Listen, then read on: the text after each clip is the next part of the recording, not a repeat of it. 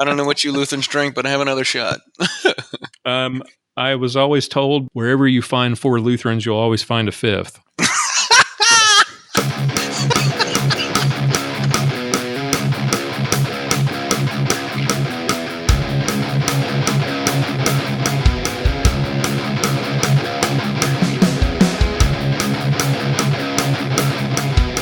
Bringing you law, gospel, and guns.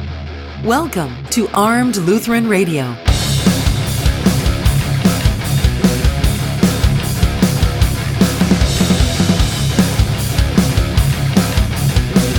Hi folks, I'm your host, Lloyd Bailey, the Armed Lutheran. Welcome to episode 98.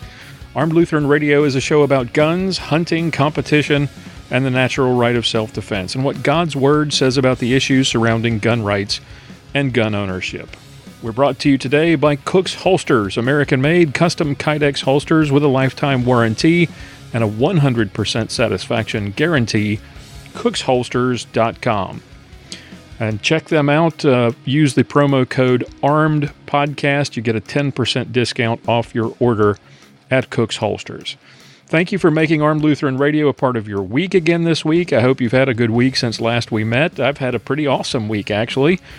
Got my range membership renewed, so I've got some time scheduled to actually get out to the range and pull the trigger a few times. Planned another church shooting event for next week. Actually found time to make some bullets. I haven't done that in a while. It's the off season for IDPA, and I need to start making plans for next year, figuring out how much ammo I'm going to need, and planning out when I'm going to make it and how much I'm going to make each week. And actually need to try to find some time or make some time to do some dry fire practice and start preparing for next season. The best part of the week was my interview this week with our special guest today. Charlie Cook is the host of the YouTube channel Riding Shotgun with Charlie, and he's the creator of the Gungram. It's a fun combination of guns and music found on YouTube. I got to meet Charlie at the Gun Rights Policy Conference. He's a lot of fun, really funny.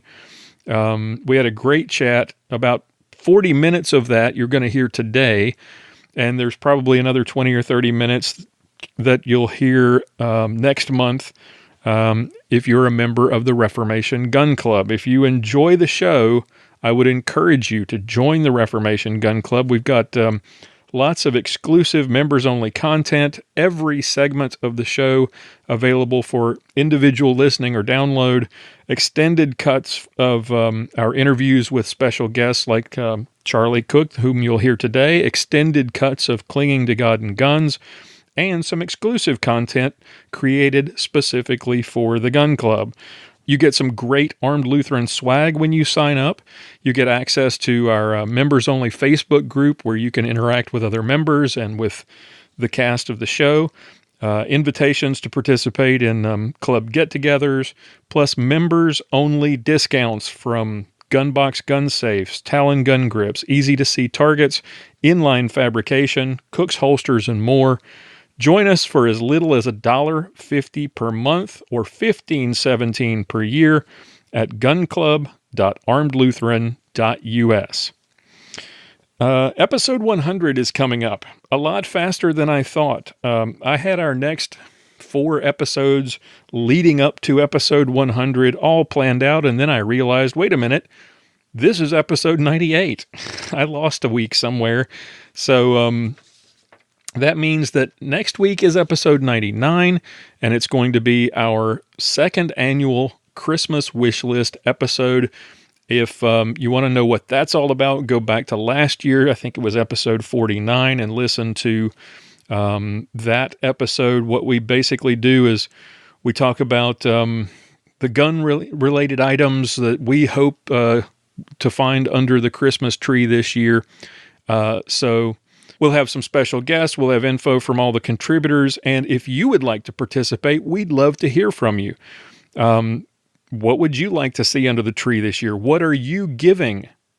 What gun-related items or gear are you giving for Christmas this year? Send us a message. Visit armedlutheran.us/feedback and leave us a comment or call 888-571-5552 and leave us a voicemail. That's 888-571-5552, and we'll play or read your message on the air during next week's show. Then the week after that, episode 100 drops, and we'll have all 4 contributors together for that show for the first time. That will be a lot of fun. And then weeks 102, episodes 101 and 102, we're going to take some time off and kind of refresh and enjoy the holidays. Those shows will probably be best of shows like we did last year. And then we'll be back on our regular schedule for episode 103. I've got some really cool ideas and guests that I'm working on lining up for next season, so that will be lots of fun. Definitely looking forward to that. So what's coming up in today's show? As many of us prepare for holiday travel, Aaron Israel has tips about flying with guns. Sergeant Bill has a tip in his Ballistic Minute this week talking about dry fire practice, something I need to get back to doing on a regular basis. And then we've got our visit with our special guest, Charlie Cook. All that's coming up next, right here on Armed Lutheran Radio.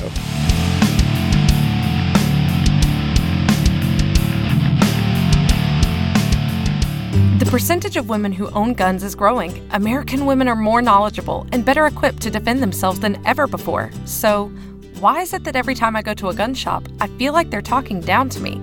Like, hey little lady, let me show you what you need. It's like all they want to do is sell me a pink gun. If you're tired of feeling that too, visit Guns for Gals, a specialty firearms boutique designed to empower women with information about firearm safety and to equip them with the means to protect themselves. The owners go out of their way to find products specifically for women, and they actually listen and ask questions to help you find the right products to meet your needs. If they wouldn't own it themselves, they won't sell it. Guns for Gals is located at 2035 Central Circle, Suite 108 in McKinney, Texas. Open Monday 1 to 6 and Tuesday through Thursday 11 to 7. And on weekends, you can find them at a gun show near you. Or shop online at www.gunsforgals.com. Guns for Gals, more than just a gun shop. It's how gun shopping should be.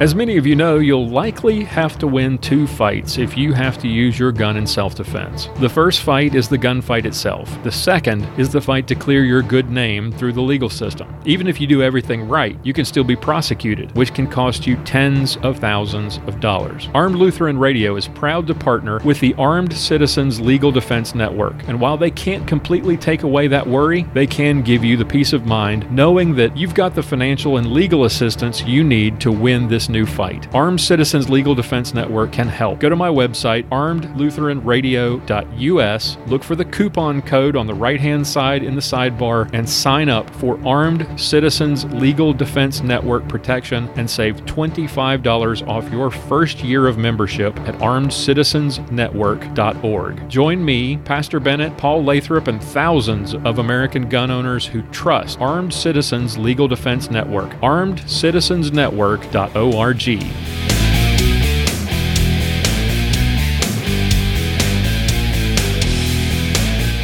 It's time for this week's self-defense tip from Aaron Israel of Fundamental Defense.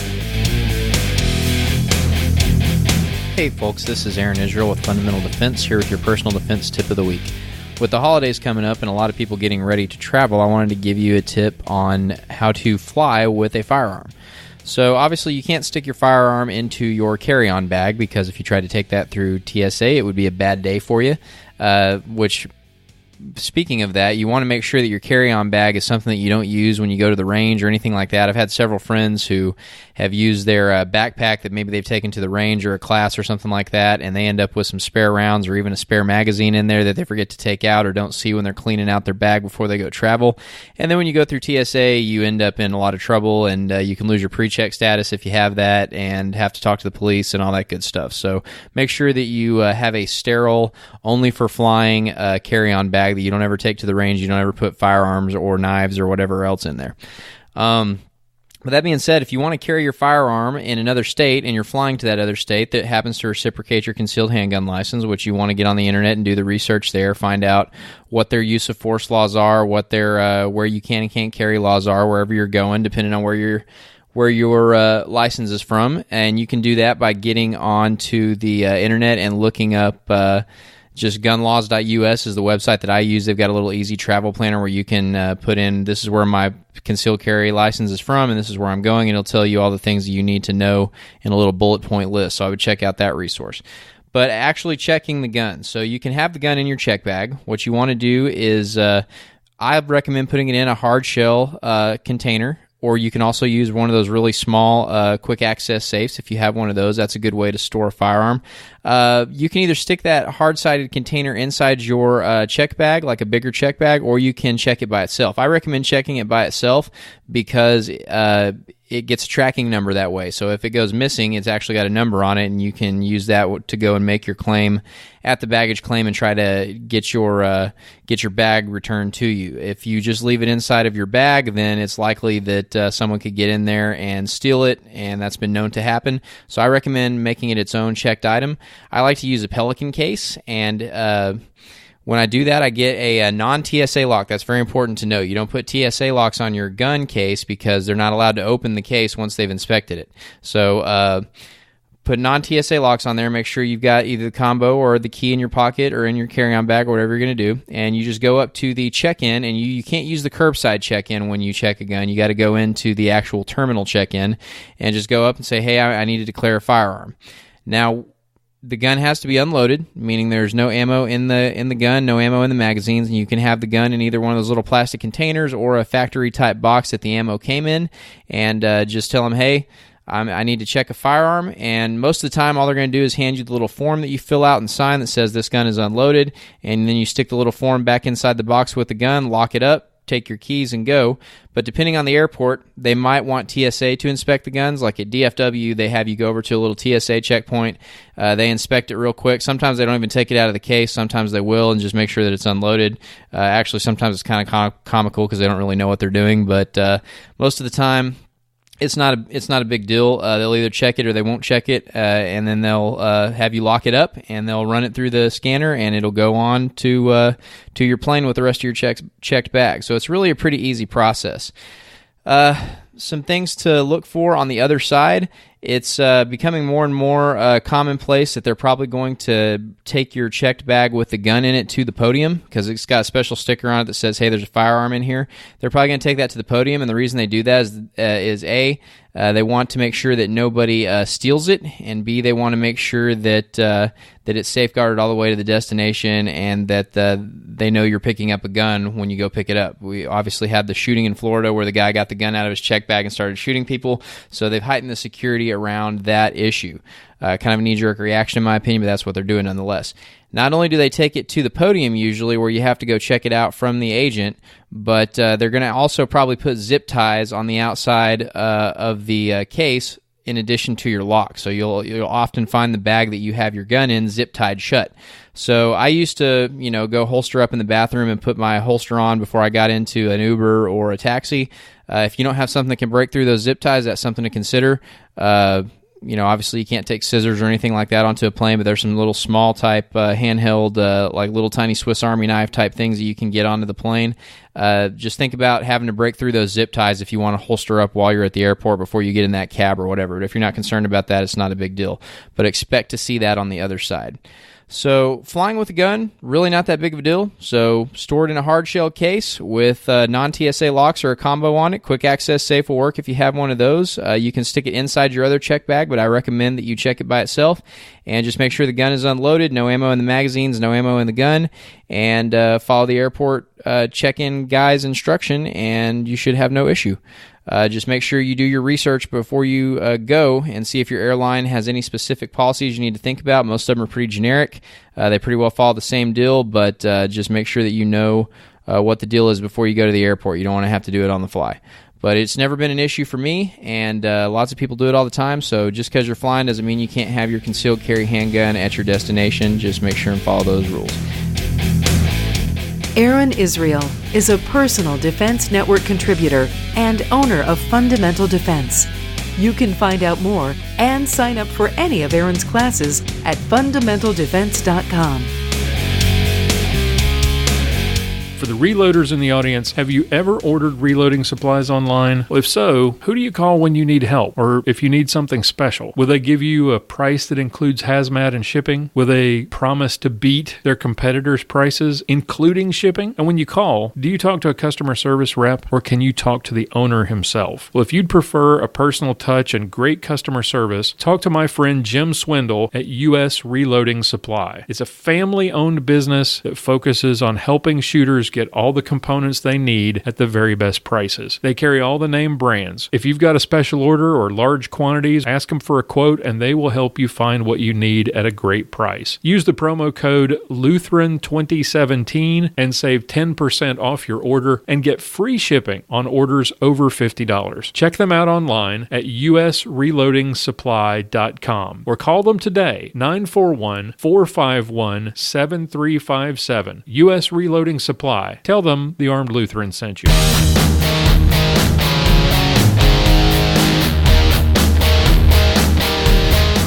Time now for another Ballistic Minute with Sergeant Bill Silvia. This is your Ballistic Minute with Sergeant Bill. Today I want to talk about dry fire. Okay, so I've been to the range with some buddies recently, and we got to talking about how well they shoot, and we were doing some drills. Specifically, we were doing a plate rack drill, but instead of just drawing and shooting all 6 plates down and recording our times and, seeing who was the fastest, et cetera, what we did was we had a magazine with 3 rounds so that when we drew, we'd shoot the first 3 down, if we could knock them down, slide lock reload, and then do the other 3. So it's adding another skill in there. So after we got done shooting, we were talking about how fast we could shoot it or how fast we could reload and this and that. And one of the guys I was shooting with says, I think that's about as fast as I'm ever going to do it. I don't think I can get any faster. And it kind of struck me. And I've been thinking about it. And to me, the only way you're going to get faster in live fire is to perfect all the things that you can in dry fire. So your draw. You can work on that in live fire, but it's kind of a waste of time. If you're going to be shooting rounds downrange, putting holes in paper, spending all that kind of money, you really should be working on your accuracy or your splits or, whatever shooting part aspect that you really need to work on. But in dry fire, you can work on that drill or that draw. You can do that draw over and over and over to where you don't even have to think about it. You can keep analyzing it and going, hey, I'm a little inefficient here. I got a little hitch there. I need to, get rid of that inefficiency and try to make it more efficient, smoother, faster, quicker. Same thing with that reload. If you don't feel like you're doing your reloads fast enough, or you can work on it, which you always can, everyone can. Even Rob Latham will be the first one to tell you he can always work on being faster and being more accurate. That's what we work on in the shooting sports. Most of that, getting better is done in dry fire. So seriously, if you haven't started a dry fire routine or even tried doing some dry fire, give it a shot. Give it a few minutes, a couple times a week, even if it's just 10 or 15 minutes, 2 to 3 times a week. Work on your draw. Work on your reload, work on target transitions, or whatever it may be. There's lots of things you can work on. Only you really know what you need to work on.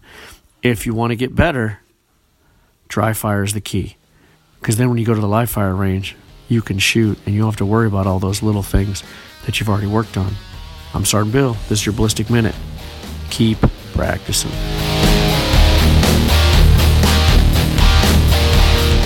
Sergeant Bill Silvia is a 15-year veteran of the Dallas Police Department and masterclass competitive shooter. You can watch Sergeant Bill's shooting videos at armedlutheran.us/Sergeant Bill. Having a good holster is absolutely critical if you're going to carry a firearm for self-defense. If you need a quality holster, let me recommend Cook's Holsters. I've found Cook's Holsters when I bought an IWB holster to write a review. I liked that holster from Cook's Holsters so much that I applied to become an official Cook's Holsters dealer. Cook's Holsters are American-made, custom-molded to fit your firearm. The advantage of Kydex is that it holds its shape. It doesn't lose retention. It won't wear on the finish of your firearm the way leather will. They're available for hundreds of gun models, dozens of color combinations, and different printed patterns. They're great for concealed carry, for range work. They come with a lifetime warranty against defects and a 100% satisfaction guarantee. Check them out today, www.cooksholsters.com. Use the promo code ARMEDPODCAST to save 10% off of your order, and make sure you've got a quality holster. Go to cooksholsters.com today. Hey, this is Aaron from the Gun Blog Variety Cast, reminding you that this podcast is a member of the Self-Defense Radio Network. Check out all the other great podcasts at selfdefenseradio.net. Welcome back to Armed Lutheran Radio. Today's special guest is a music teacher turned firearms instructor, a graduate of the Berklee College of Music with a bachelor's in music education. He's an accomplished public speaker, a gun rights advocate, and the creator of the viral Gungram videos on YouTube. And he is the Charlie of Riding Shotgun with Charlie on YouTube, Charlie Cook. Welcome to Armed Lutheran Radio. Thank you for having me, Lloyd. I've got to tell you, I really need to save that introduction to give to my parole officer. Well, it's great to have you here. It was awesome to finally meet you in person at the Gun Rights Policy Conference here in Dallas. You are a music teacher and a musician from the not so gun friendly state of Massachusetts, right? This is true. This is true. I grew up in hours south of Chicago, and so I called myself the boy from Illinois. And I wanted to be a rock star, and I knew there weren't a lot of rock star gigs for trombone players. So I ended up going, not my game plan in life. If you would have asked me when I was like 10 years old, I would like, what do you want to be when you grow up? I would say, I want to be the lead trombone player for the rock band Kiss. And I wasn't smart enough to realize Kiss didn't have a horn section. So that's never been a job that's been open. Right. So I went to college, and I knew I was going to be a music teacher or a band teacher, and I went to college for that. So what grade levels do you teach? Currently, I have I teach a little bit of everything. I have young students from probably first to fourth grade that take violin lessons with me. And then I have wind, brass and woodwind and percussion students from third grade to eighth grade. Wow, that's a pretty big range. It's a lot, yeah. And it's funny when kids look at me and say, "Mr. Cook, how many instruments do you play?" I just look at them, roll my eyes, and say, "All of them." My playing career, I've had some cool gigs in my past. After I graduated college, I ended up playing in a band on the road. And we ended up moving to Nashville, Tennessee. And one of the cool gigs that we had is we went to Helsinki, Finland for 2 weeks. What? And yeah, we had a gig at a place in Helsinki, Finland. I don't know how we got it, because I was early 20s, way early 20s. So they're like, "Hey, we got a gig in Finland. You need a passport." I'm like, "Where do I get a passport?" So that was pretty cool. When we came back, we actually had a gig in Pigeon Forge, Tennessee, and we played at Dollywood. And and we opened. I don't want to say we opened up for Dolly Parton, but we didn't quite open up for Dolly Parton. She was giving away $500 to kids to graduate high school because the dropout rate was really high. Right. And we played the post-graduation reception, I guess is a good way to put it. After I moved back to Boston, a couple years later, I reconnected with some of the guys I knew in college, and I got one teaching job. I found myself doing a teaching job that I really didn't care for. Right. And I connected with some guys I went to college with, and found myself another job and found myself a band to play in. And I taught 5 days a week at a public school, and I was like the elementary junior high band teacher at 4 or 5 schools, and I was like the assistant at the high school. Then I was like Wednesday to Saturday night, I played in a band. So I figured this out recently. I've been playing weekends. I've been working weekends for 25 years, and I've been working during the week since forever. We had our share of good gigs. We went to we played at Downtown Disney a bunch of times in Orlando. We scored a couple clubs to play at in the Fort Lauderdale area. We actually had a gig on Aruba. We went to Aruba for a week and had to play 2 nights. So we spent 5 nights in the casino. This is pretty funny. This is how old I am. This was before the days of caller ID. So I would call in from the casino in Aruba to the school just outside of Boston and be like, I'm not going to make it in. Just cancel my lessons. Right. Yeah. We've all done that, right? Slot machines going in the background. Right. I took the phone that was the farthest away from all the noise. Oh man. And then, my share of cool gigs with that band is we opened up for Ray Charles one time at a private club in Boston. Nice. And at another event, we opened up for Earth, Wind and Fire. And we actually played at Meatloaf's daughter's wedding. Sweet.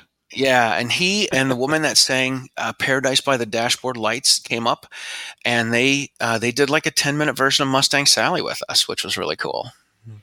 Awesome. So yeah, I tell everyone when I teach gun classes, I say, look, I wasn't a police officer and I wasn't in the military. I am the only gun instructor you have that's opened up for Ray Charles and Earth, Wind and Fire and played with Meatloaf. And they're all. I'm telling you, I did a class. The first Utah class I did, Utah class is 4 hours long. I make this part of my intro at the beginning of the course. 2 hours into it, I'm like, okay, do you guys have any questions on anything? This lady raised her hand and she says, "What was Meatloaf like?"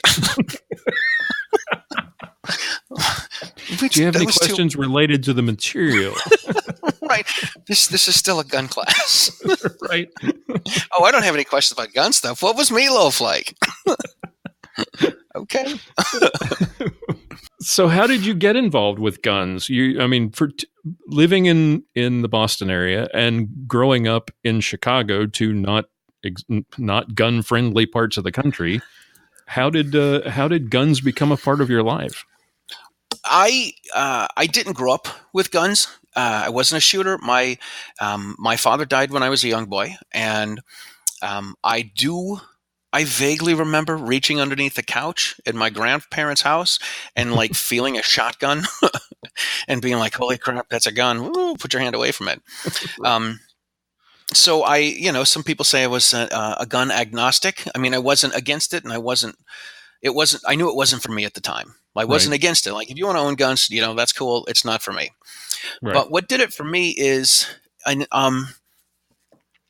September 11th, I was teaching in a school, and it was picture day. So they used the band room for pictures, and I get to sit in the teacher's room all day long. Mm-hmm. And so I watched everything on TV and kept everyone updated on stuff. After September 11th, we had a meeting with the principal, and the principal said, if anyone gets in the building that's not supposed to be here, he's going to get on the intercom and say the Eagle has landed. And we're supposed to lock the doors and hide under our desks. And right, this is before they called it an active shooter. Even if they had a knife, they called it an active shooter now. But this is before before any of that stuff. So my son was 9 months old, and I said, you know what? I have to go home to my kid. I have a son to raise.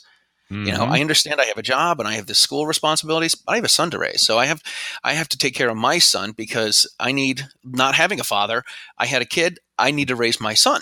Right. So what did it for me is I sat in the room with, and I was 30 years old. I was relatively new to politics. And so I sat in the teacher's room with a bunch of liberal Democrats, and I said, this is baloney. If the if somebody gets in here, the principal says the eagle has landed. I said, if the teachers on the first floor of the building all had a gun, they could shoot the bad guy. The teachers on the second floor can keep on teaching. They need half the, half the grief counseling and all this other stuff. And they looked at me and they're like, you're ridiculous. And I'm like, I'm going to go get a gun license when February vacation comes up. You guys are going to see how ridiculous I am. I'll show you. Right. I'll show you how ridiculous I am. And I went and I started the process here in Massachusetts, not being a gun guy and never. I will admit I was a card carrying NRA member by this time, and I was getting the American Rifleman magazines. Right. The reason I started getting I became an NRA member is because there was they have the magazine fundraisers. Right. For your nephews. And what I ended up doing is I bought a deer hunting magazine as some fundraiser. And I want to play in big, right, deer hunting. I'm going from playing in a band 4 nights a week to deer hunting. It doesn't make any sense at all. Absolutely. But I wanted to, get a magazine for my nephew. So getting a hunting magazine puts you on a mailing list as a gun owner. Mm-hmm. So I got stuff from the NRA, and it said, it didn't say these words exactly, but what I remember seeing was, give the anti-gun wackos like Ted Kennedy the finger. It's not quite what it said, but that's what I took it as. You got the gist. Right. So I'm like, yeah. So I signed up as an NRA member. I got the Charlton Heston is my president bumper sticker. And, I'm now a card carrying NRA member. Dude, I still have that. I laminated it and put it on the visor of my car. So February vacation came, and I went down to the police station, and I said, hey, I want to get a gun license. And they're like, oh, you got to take a class. So the class that we sat through, my then wife, the class that we took was 4 hours long, and it was 3.5 hours of a bunch of legal crap. Mm-hmm. And then they held up a couple guns. They're like, here's a revolver, here's a semi-auto, don't touch them. You're lucky it was only 4 hours. I know. I am one of these guys, and I'm the only guy in Massachusetts that will say getting a gun license in Massachusetts is easy. I tell you stupid jokes and dumb stories for 4 hours. I give you a certificate. You're good to go. You don't have to do live firing. You don't have to do lethal force. You don't have to do any of that stuff. But having said that, the chief of police can put restrictions on it, and we can't have post 94 high cap magazines, and we can't have the ARs and all this nonsense. I took the NRA basic pistol class with the Gun Owners Action League here in Massachusetts, and there's a shooting portion. You get to go shooting for 2 hours in that class and do the fundamentals. And after I went shooting, I was like, how come nobody told me about this before? Like, Right. this is really cool. Where have you been? This is fun. How come no one told me? I actually said, you know what? I could quit drinking for this and put my money into shooting rather than drinking. But I mean, not for forever, but for a while, Right. Right. And then we had our gun licenses, didn't have any guns, card carrying NRA member with my Charlton. My president is Charlton Heston bumper sticker. And I remember talking with my mother, still my family's in the Midwest. And my mom said, hey, I said, this gun stuff is really cool, Mom. Like, this is pretty cool stuff. And she's like, why don't you come out here and get your dad's guns? I'm like, dad's guns? We have guns in the house? Why don't you tell me this? Right. Right. So I drove, literally, I had my gun license in Massachusetts. I have no idea what the laws are. I went to Walmart. I got a long gun case and a couple of padlocks. Rented a van. I drove out to the Midwest. I inherited an Iver Johnson single shot 12 gauge break action. My father had a Browning Light 12 made in Belgium. Oh wow! Yeah, he had a Browning Challenger, which is a 22 semi-auto with, I think, the 4.5-inch barrel. And my mom had this little replica of a 4-barrel Derringer. Really? You pull the hammer back, and the firing pin rotates. Interesting. So Yeah, so of course she's like, I had this gun that your uncle. This was the '60s. I had this gun that your uncle gave me, and I won a bunch of, I won drinks or money off this from bets because people said there's no way you can have a 4-barreled gun. My mom would pull it out, right? Right. So these are the guns I inherited. I drove out to the Midwest. I put them in the gun case. I put them on the bottom of everything and drove from Illinois back to Massachusetts. Oh, cool. I joined a local shooting club. Right. The clubs out here are all private, so you have to be a member. Mm-hmm. And I became a member, and I started shooting. And then, one thing leads to another. Then I got certified as the NRA as a range safety officer when I started running bowling pin shoots. After, once you start hanging out with gun guys, like literally, I'd go to the meetings at the club, and one of the guys is like, my license allowed me to have large capacity handguns and rifles and shotguns. Mm-hmm. Oh my! But the chief of police in my town put restrictions on my license, so I could only go back and forth to the range. Oh. Yeah, and I was like, this is okay. It's okay. It's a step in the right direction. So I went with that for a while. So you hadn't really gotten into the gun rights thing at that point. It was just, wow, no. this is fun. Absolutely. This is fun. It gets me out of the house. Like when I did the bowling pin shoots, it got me out of the house and away from the wife and kids for a Sunday afternoon once a month. And that's what it was. It was getting, Right. And I realized I started teaching gun safety to my friends because they would, I'm like, hey man, I don't know if your wife will let you do this, but I got some guns. You want to go shooting? And they're like, yeah, don't tell my wife, but let's go. So anyway, I would take my friends out and I'd teach them about gun safety. And I taught them what I knew because I didn't know, I knew the 3 always. Mm-hmm. It was, and I'm like, I'm teaching you gun safety because I don't want you to shoot me while I'm doing stuff, Exactly. And then that was cool for a while. I'm one of these guys that when I learn how to do something, I think I can teach people. Right. Like I enjoy passing on the information and the how-to and how to do things and get things done. So I started helping the Gun Owners Action League with they called it the, what do they call it? They call it FSED, Firearm Safety Education Day. And they would take out college students and politicians and whatever, these groups of people, and say there would be one guy who was the lead instructor, and he'd say, hey, listen, we need to, he's like, I'm going to do this and this and this, and you guys are just going to, you're going to run the pistol range. Mm-hmm. So you do this, you do this, you do this. These guys are going to run shotgun. These guys run rifles. And that was what we did, and then after doing that for a while, he's like, hey, you should become a gun instructor. So I'm like, okay, well, how do I do that? So I took the class to get certified to be to teach home firearm safety and basic pistol. Right. And I got certified through the Mass State Police, which means as a gun instructor, you can sign the, certificate to say that you've covered this material when you teach someone a gun class, so that there's, a level of basically a foundation of knowledge that people are supposed to have when they get a gun. Right. And so that's how I started teaching classes. And then after I got certified as an instructor, I remember sitting in the kitchen and looking at the wife and being like, well, what do I do now? She's like, I don't know.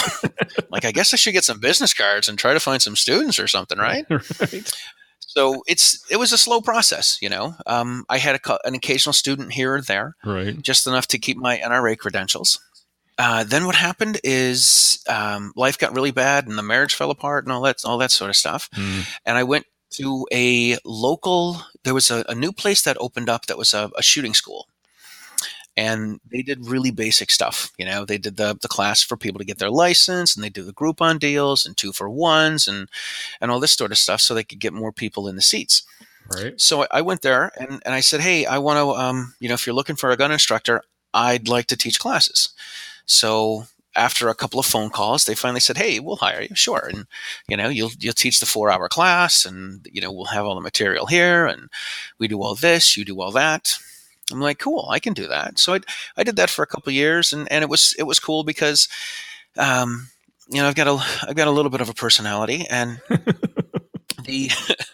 Like the way we would show people to unload revolvers is, you put the gun in your left hand, you pop the cylinder release, and you put your two middle fingers through the cylinder window.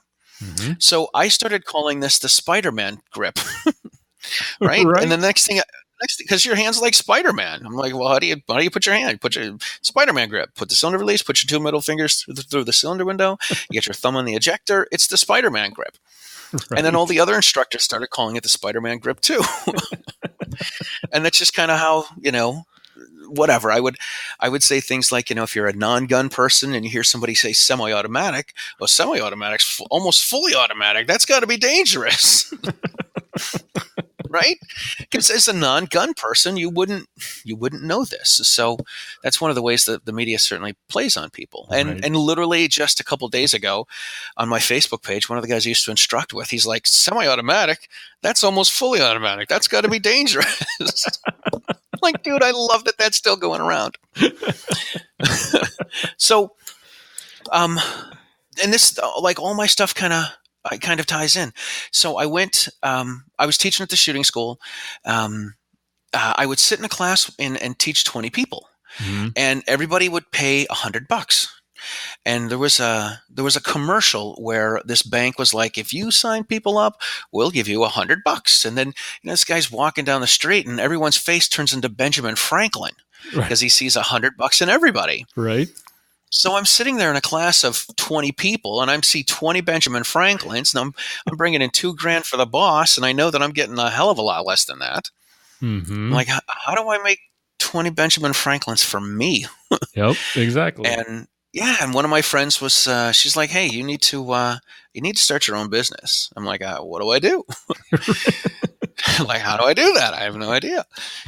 So she, she introduced me to this friend of mine who's my mentor, and he's like, listen, if you want to teach gun classes, you use my space. I'm like, are you sure? He's like, yeah, go ahead. And I was reluctant to do it because I'm like, I don't really know this guy, and I don't want to intrude on his space.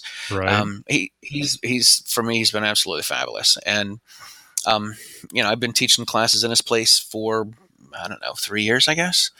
And we have to do the non-live firing class. So, it's just rifles and shotguns and handguns. Oh my. And, gun safety and gun laws and what you can have and what you can't have. And it's everybody loads and unloads. And I like to say you have the opportunity. I call it fondling the hardware. Everyone gets an opportunity to fondle the hardware. And I said, you get to leave fingerprints on my guns in case I have to go to the bank and make an unauthorized withdrawal. Yeah. So, well, I noticed on your website, personalshootinginstruction.com, I noticed on your testimonials there were a lot of people who sort of alluded to this fun atmosphere that you create in your classes, and I can see that. So I imagine taking a course from you would be certainly a lot more entertaining than some of the classes that I've taken in the past. Absolutely. I mean, I'm telling you, the first class I took, 4 hours long. I wanted to shoot. I wanted to learn how to shoot so I could shoot myself to get out of the class. Exactly. This is ridiculous, man. What's it like getting a concealed carry permit in Massachusetts?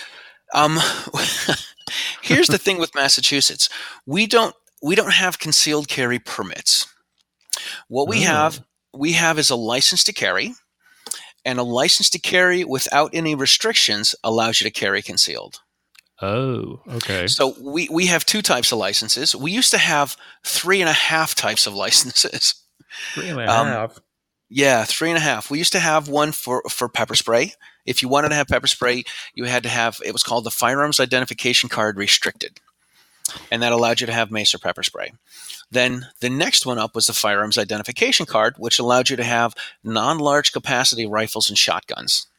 So, yeah, and then you can tell people you can have a pump action, a hinge action, a lever action. You can have a bolt action. You can have a single shot. You can have a semi-auto, but it can't be a large capacity semi-auto. So a 1022 is okay, and an AR-15 is not. But an AR-15-22, I think, is okay. because it's a semi-auto with a 10-round magazine. Because you can get a Free State magazine, but not in Massachusetts, because those are illegal to have. So the next license they did get rid of a few years ago. It was called the License to Carry Class B. Here's why that license was ridiculous. It allowed you to have large capacity rifles and shotguns. So you could now have an AR. You can have non-large capacity handguns, and you cannot have a large capacity handgun. So I would lay all my stuff out. I would say you can have a Mossberg 500. You can have a .38 revolver. You can have a .357 revolver. You can have a Walther P22. You can have an AR-15 with a 30-round magazine. You can have a 1911. But you can't have a Glock 19. And then people look at me perplexed, and I'm like, welcome to the Commonwealth. That's my line. Welcome to the Commonwealth. You can have an AR. The chief of police will trust you with an AR, but not with a Glock. So the good news is they did get rid of they called it the License to Carry Class B. And we had the Class A and the Class B. The Class A allowed you to have large capacity rifles and shotguns and handguns, so you could have everything. If you wanted to carry concealed, your license to carry had to have no restrictions on it. So if the chief said, well, you look a little shady, you can go back and forth to the range, he'd say it's for sport shooting or for target shooting, and you can go back and forth to the range. But if you wanted to go hunting and he didn't want you to carry concealed, he could give it to you for hunting. You could carry a gun when you're hunting. So, right. Welcome to the Commonwealth, man. I spent one summer as an armed truck driver. Okay, driving, like, literally. This is before I had a gun. I'm sitting with my wife, and she's like, "Summer's here. You need a job." So I'm going through the paper, and I found a job for an armored truck driver. I'm like, I have a driver's license and I have a gun license. I don't have any guns, but I have a gun license. I applied for the job. 2 out of 3 ain't bad. Right. Back to meatloaf. So they gave me like at this place, and they give you, like, I didn't have these because I wasn't the guy that was jumping out of the car, but they would give us these, these bags with millions of dollars in it. And, we'd take them to the bank or whatever. And they would give me a revolver with 6 rounds of ammunition. I had to borrow a holster from somebody. It was probably the most ridiculous. It was literally just a piece of leather that the gun fit into. It wasn't Kydex. It wasn't anything. There was no safety device. There was no retention device. It was a leather pocket that the gun fit into. And it was a borrowed gun and borrowed ammunition. So who knows if it would go off when you pulled the trigger? Right. Well, I did, because when this guy was in the bank, I would go in the back of the car. I would unload the gun and squeeze the trigger. Oh. Right. That's perfectly safe. Perfectly safe. Nothing to see. Move along. Right. And then before he would come back, I would, put the cartridges back in, put it in the holster, and hop back in the front seat. So, yeah. You go take care of that thing with the money. I'm going to go dry fire in the back of the truck. Yeah, exactly. There's no windows in that truck. Nobody knows. And if one does go off, you're in a bulletproof truck. It's fine. That's right. That's the worst that could happen. Yeah, I can lose my hearing. Oh, man. So yeah, those are the licenses we have here. So the closer you get to Boston, the more the chiefs of police are likely to put restrictions on it. In the area where I live, in the town I live in, if you pass the background check, they're like, you know what, you passed the background check. And if you want to carry. If you don't, that's fine too. That's cool. All right, so they're a little more reasonable. Yeah, but you're still asking. You're asking the government for permission to exercise your rights. So you decided to combine this love of music and love of guns, and you started doing these gungrams. Where did this idea come from? Well, like many great ideas, it came around from sitting with your buddies and having a couple of beers. I'm just glad you didn't say sitting on the toilet. That's the other place where good ideas come from. Other place, yeah. Right. What is it that Kramer, Newman used to say on Seinfeld? He's like, a man can get a lot of thinking done in there. That's right. The gungram idea came about. I was hanging out with a friend of mine, and he's like, it'd be really funny is if you played bum ba da da da. I'm like, that's crazy, man. Right? That's ridiculous. Right. And then I I printed out the music for the Blue Danube, and I'm like, That's crazy. Yeah. I think I'll do it. Exactly. I took a the first one I did was in 2014. In 2013. 2013. I took the combat focus shooting and advanced pistol handling class with Rob Pincus. Oh, very nice. Yeah, and that was really cool. So I literally one of the things you worked on was one-handed reloading. Mm-hmm. And I went home after, I had this idea. I'm like, okay, one-handed reloading. I can't, I have 10-round magazines. I have 2 pre-bands, a 15-round pre-band for my Glock and a 17-round pre-band for my Glock. I got to change magazines, right? So I go through and say, okay, I can use the 15-rounder here. I can use a 10-rounder on this one. I could use the 17-rounder and have 18 shots with one in the chamber. So I figured all that out. And then I said, okay, I literally, like the winter time, I'm like, drop the mag, pull the gun out of the holster, drop the mag, reholster it, grab the magazine, insert it while the gun's still in the holster. And my hand is going, bum, bum, bum, bum. So I worked on that for a while, and I did a video in 2014 where I said, "Hey, I'm making a video here, and this is Charlie from Personal Shooting Instruction, and I'm playing some music by one of my favorite Austrians, Brahms." And I said, "I'm playing, I'm using one of my favorite guns, which is also Austrian. It's a Glock, and I'm gonna play the Blue Danube and hit the accents with my Glock." And I did it once, and that was it. It was fun. It was cool, and that was it. And then in 2015, one of my friends, it was one of my friend's son's birthday. So I'm like, what? I'm going to go play Happy Birthday. And I hated this. I don't know if your kids did this. I assume they did. But when kids go to a birthday party, they always put cha-cha-cha on the end of each line. Do you know what I mean? Oh, yes. I hate that. I hate that. It's I hate it as a parent. I hate it as a musician. I hate it on all levels. So what I said was, I'm going to go out. I'm going to play Happy Birthday to You. Happy Birthday to you. I'm going to do the cha-cha-cha with an AR-15. Then I put it on my YouTube channel and shared it on my Facebook page. And then I had my friends write to me and say, hey, my birthday's next month. Can you do one of those for me? Hey, can you do one of those for me in September? So, yeah, that's how it started. And then I'm like, well, I'm a musician. I can play more than Happy Birthday. So I started doing patriotic tunes and movie themes. I did, what did I do? For one of my nieces, I did, do you want to build a snowman? Bum, bum, bum, bum, bum, bum. And then my other niece got mad. She was upset because she didn't have her own gun gram. So really? Yeah. So I did the, she's a Blackhawks fan, my niece. So and this is the year the Blackhawks are doing well. So I did the song, it's called Chelsea Dagger by the Fratellas.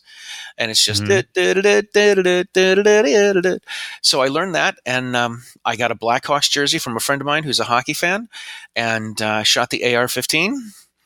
And very cool. Yeah, and I put it on my social media, and then one day I get a phone call from Big John Howell in Chicago. They're like, "Hey, this is the Big John Howell show in Chicago. Are you the guy that plays the trumpet and shoots the gun?" Yes, I am. You want to talk on the radio on WLS in Chicago? Yes, I do. Yes, I do. Right. So then I'm sending my friend a text who lives in Chicago. I'm like, dude, I'm going to be on with Big John Howell. He's like, you're kidding. I'm like, no. He's like, when? I'm like, right now. So, and they just took off from there. And I got a couple hundred views and, and it was cool.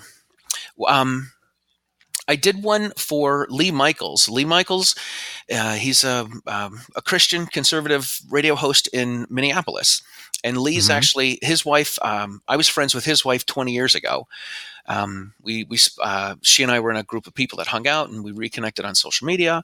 And I didn't know this, but Lee's story was in Mark Walter's book, Lessons from Unarmed America. I know that's really bizarre how all this stuff ties in. So it's like 8 degrees of separation from Kevin Bacon or whatever. Right. The 6 degrees of Kevin Bacon. Yeah. So I ended up, I sent Lee's wife a message. And I said, hey, I want to do Utah classes, and I'm a gun instructor, and I want to teach a class in every state. So she's like, yeah, my husband's a gun guy.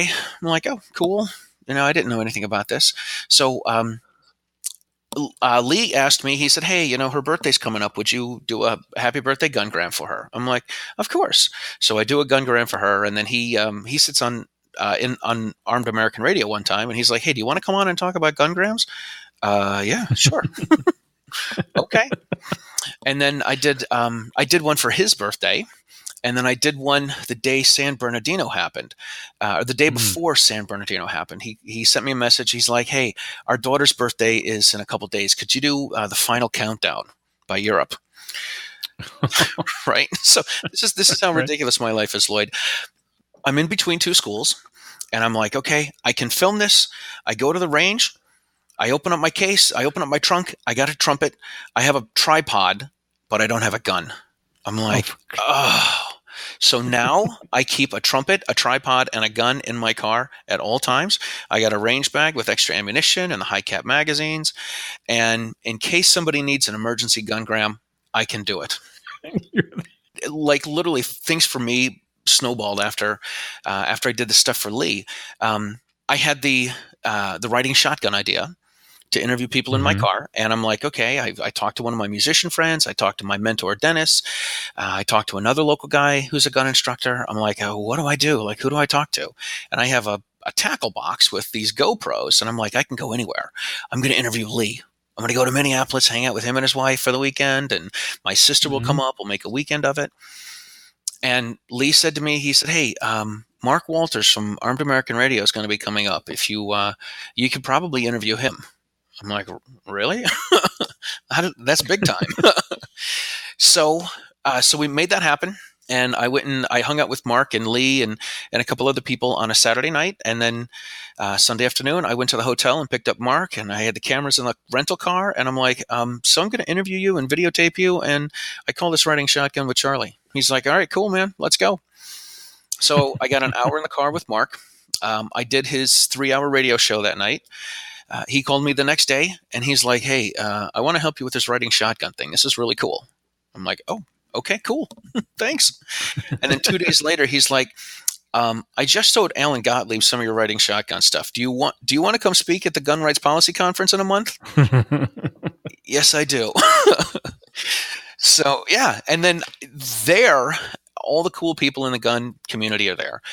And yeah. I get up there and I'm like, hey, my name's Charlie and I play the trumpet and shoot a gun at the same time.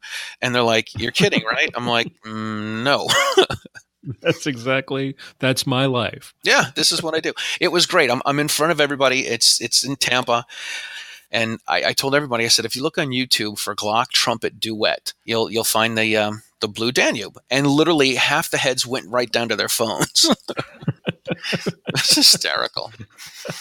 And then from there, Andrew Gottlieb asked me if he could put some gungrams on the Second Amendment Foundation's Facebook page. So I sent him the Munsters theme and the Addams Family theme. And the Munsters theme got 600,000 views, and the Addams Family got like 2.6 million views, I think. Holy cow! Yeah, and then, it was the middle of October last year. Chris Hardwick has a show on, on Comedy Central. It's called At Midnight. Right. And one of my friends couldn't sleep, so it's 2:30 in the morning. She sends me a message on Facebook. She's like, oh my God, I'm watching TV at 2:30 in the morning and I see you on television playing the trumpet and shooting a gun. Who is this? What are you talking about? So, I got on the Comedy Central website, and lo and behold, Chris Hardwick's showing the Addams Family gungram and the Mario themed gungram. And I'm like, holy crap. And then I get all these people commenting, and it for me, it just took off after that. Alien Gear took the Let It Snow gungram. Now, I know you're in Texas. I know you're in, you grew up in North Carolina. I went out one winter. It was a snow day for school, and I literally people around here would be like, "What is this snow Right. of which you speak?" Right, exactly. It's this white stuff that comes from the sky. Oh, like a cloud? No. But we had a snowstorm one day, and I had my kids, and I'm like, I'm gonna go film Let It Snow in the middle of a snowstorm. And they're like, Very cool. I said, "Do you guys want to come?" And they're like, "No." Are you crazy? Well, yeah, exactly. It's Friday in February, Dad. We're freezing. No. So I went out. I filmed the Let It Snow gungram. Alien Gear Holsters put it on their Facebook page last year, and Christmas weekend of last year got 5 million views in a weekend. Holy cow! Yeah, that was That's pretty amazing. I was on the radio live with Rob and Amanda on Eye on the Target radio a couple of weeks back, and she told me that I needed to ask you about the he story. All right, so I hope this is the right one. You end every gungram with that. Yes. Where did it come from? It took me time to realize this. They say you got to have an anchor or a catchphrase or something, right? At the end of your, like you've got your phrase at the end of your show. I started doing like the first ones I did. I just played and I looked at the camera, and then I'd play and look at the camera. And then I get to the point where people are asking me to do this, and they're sending me money for ammo, right? I'm like, if you want me to do a gungram for you, if you want me to do a shout out for you, it's going to cost you money for ammo, right? Because I got to take the time to drive to the range, and I got to buy ammo and edit all this crap. So I started charging people money, and I guess I don't know if it happened the first time I did it, but I did when I made the video. I got to the end, and I'm just like, this is great. Like, this is hysterical. And honestly, I did it every time, and I didn't know it was a thing until someone's like, "Hey, you made a video and you didn't laugh you didn't do the he at the end of it." I'm like, "I didn't?" I'm like, "No," and I'm like, "Well, it must have been an old video." All right. So where can people find out more about your classes, about the gungrams, about riding shotgun with Charlie? Wow, I do. I sound like I have a lot going on. I love it. You do. My website is Personal Shooting Instruction, and that's how people can get in touch with me. I also have I've got a Facebook page for Personal Shooting Instruction, which it's easier to be active on Facebook than it is to be on a website. Right. I have a Riding Shotgun with Charlie Facebook page and a YouTube channel, and that's where I put all my interviews up. So my cool recent interview that I published recently is an interview with Shanine Allen, and she agreed to ride shotgun with me as we drove around Philadelphia. The Riding Shotgun videos and podcast I put out on the 2nd and 4th Tuesdays of the month. Okay. So that's when those come out. I've got an interview with Yehuda Reamer that I did in Dallas. I have Paul Lathrop, Aaron Paulette, Gary Doherty. Very cool. I did interview, this one's cool too. I interviewed Jeff Zimba. Jeff Zimba is a machine gun guy, and he tests machine guns for Small Arms Review. Oh. And he is up in Maine, and I drove up 4 hours up to Maine to drive around in the woods with him. And he did let me shoot half a dozen of his machine guns. Oh, nice. Which was way cool. And he let me do a gungram with his 33 round magazine and his Glock 17. And you ready for this? His suppressor. Nice. And so what I did is I played Brahms' Lullaby with a suppressor. Da da da, da da da. Very nice. That was pretty cool. Very cool. Charlie Cook is the creator of the awesome Gungram videos on YouTube and the host and producer of Riding Shotgun with Charlie. Charlie, thank you for coming on the show. Thank you for the Gungram, and it was great to have you here. Great to meet you face to face when you were here in Dallas, and we wish you all all the continued success and whatever comes up next for you. I know it's going to be awesome. Well, thank you, Lloyd. I appreciate it. It's been a lot of fun for me. Hey, thank you. Next time you're in North Texas, let's go for a ride. Let's do it. And that's going to wrap it up for this week's show. Thank you to my wonderful cast of co-hosts, Sergeant Bill Silvia, Aaron Israel, Mia Anstine, and Pastor John Bennett. And a special thank you to our guest this week, Charlie Cook, for joining us today. And thank you, dear listener, for joining us, for downloading, for subscribing. Hope you'll join us again next week. Until then, keep shooting, keep praying. We'll talk to you next time.